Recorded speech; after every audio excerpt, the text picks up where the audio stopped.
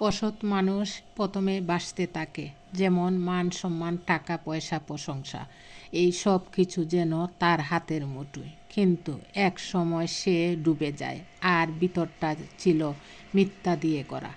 আর সৎ মানুষ সে ডুবতে থাকে কষ্ট, বহেলা আর আল্লাহর পরীক্ষায় পড়ে বারবার, কিন্তু শেষ সময় গিয়ে সে বেঁচে ওঠে, কারণ তার ভিতরটা ছিল সৎ ও ন্যায়ের উপর গড়া।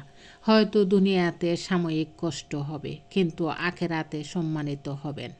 প্রিয় ভাই বোনেরা, আসসালামু আলাইকুম। সবাই কেমন আছেন? আশা করি আল্লাহর রহমতে সবাই ভালো আছেন। আজকে আরেকটি নতুন ভিডিও নিয়ে আপনাদের মাঝে চলে আসলাম। আমার এই ভিডিওটি যদি আপনাদের ভালো লাগে তাহলে লাইক, কমেন্টস ও শেয়ার করে আমার পাশে থাকবেন। আর যারা ইউটিউব থেকে দেখবেন তারা সাবস্ক্রাইব করে আমারকে সহযোগিতা করবেন। বন্ধু বানালে আল্লাহকে বানান। সবাই তোমার সাথে থাকতে পারে না, কিন্তু আল্লাহ কখনো তোমাকে একা ছাড়েন না।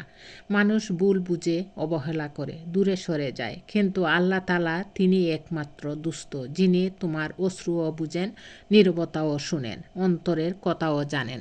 আল্লাহ সবাইকে পরীক্ষা করার জন্য বেছে নেন না। দুনিয়া অনেক বড়, কিন্তু অল্প কিছু মানুষই আল্লাহর প্রিয় হন, যাদের তিনি পরীক্ষার জন্য নির্বাচন করেন, যাদের তিনি নিজের কাছে টানতে চান, হেদায়েত দিতে চান অথবা ধৈর্যশীল বানাতে চান।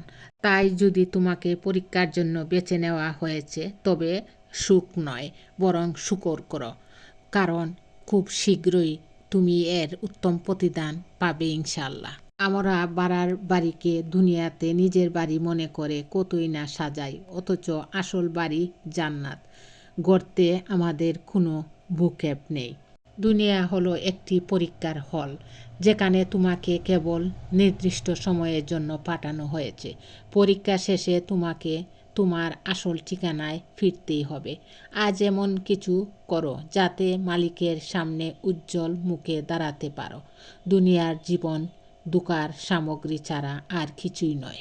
অসুস্থতার সময় আল্লাহকে ডাকি, আল্লাহ যেন শিফা দেন। দুঃখের সময় আল্লাহকে বলি, আল্লাহ যেন তা দূর করেন। বিপদ ও সমস্যার মুখোমুখি হলে দোয়া করি, আল্লাহ যেন তা থেকে উদ্ধার করেন।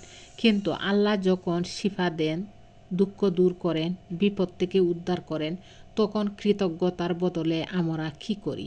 তারই দেওয়া নিয়ামত দিয়ে তারই নাফরমানি। কি খুঁজছেন দুনিয়াতে? সুখ শান্তি? তাহলে তুমি ভুল ভাবছ। যদি দুনিয়ায় সুখ শান্তির জায়গা হতো, তবে মহান আল্লাহ তাআলা জান্নাত বানাতেন না। কষ্ট তো দুনিয়াতেই হবে, কিন্তু জান্নাতে নয়। আজ সামান্য কষ্ট সহ্য করো, কাল জান্নাত হবে তোমার চিরস্থায়ী সুখের ছায়া। হে আল্লাহ, আমাদের সঠিকভাবে বোঝার তৌফিক দান করুন। আমিন।